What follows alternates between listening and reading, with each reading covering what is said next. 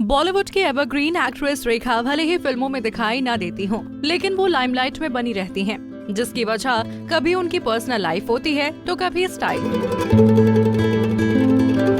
रेखा आज भी जब किसी इवेंट में शामिल होती हैं, तो कैमरे का पूरा फोकस उन्हीं पर होता है। रेखा इस उम्र में भी यंग एक्ट्रेसेस को मात देती हैं। बढ़ती उम्र के साथ रेखा दिन ब दिन खूबसूरत होती जा रही हैं, लेकिन एवरग्रीन एक्ट्रेस रेखा शुरू से ऐसी बिल्कुल भी नहीं थी।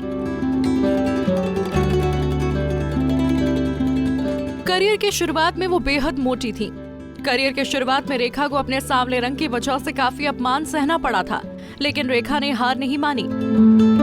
बता दें, रेखा मिडिल क्लास फैमिली से ताल्लुक रखती हैं। गरीबी के कारण रेखा ने फिल्मों में कदम रखा। उन्होंने बाल कलाकार के रूप में तेलुगु फिल्मों में काम करना शुरू कर दिया था। उस समय रेखा काफी मोटी और सांवली थी, यहाँ तक कि उन्हें हिंदी भी नहीं आती थी। 80 के दशक में जब रेखा को उनके रंग और मोटापे के कारण काफी ट्रोल किया गया, तो उन्होंने अपनी डाइट, लाइफस्टाइल और त्वचा के रंग के साथ अपनी फिटनेस पर फोकस करना शुरू कर दिया।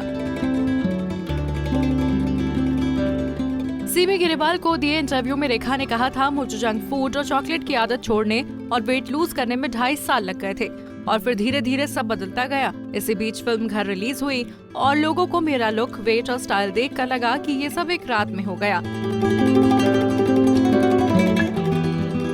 लेकिन ये सच नहीं है। ये सब रातों रात नहीं, बल्कि इसे बदलने में 2.5 साल का वक्त लगा था।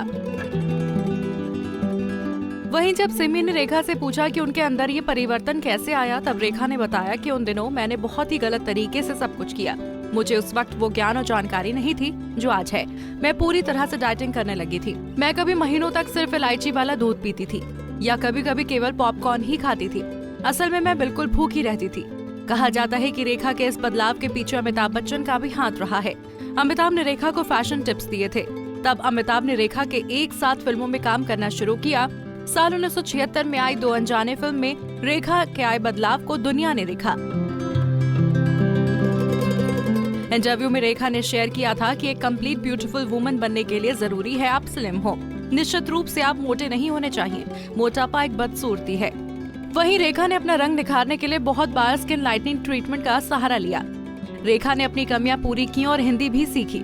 रेखा हिंदी में डबिंग भी करने लगी थी। रेखा ने खुद एक इंटरव्यू में बताया था, मुझे अपने गहरे रंग और दक्षिण भारतीय विशेषताओं के कारण फिल्मों की बदसूरत बत्तख का बच्चा कहा जाता था।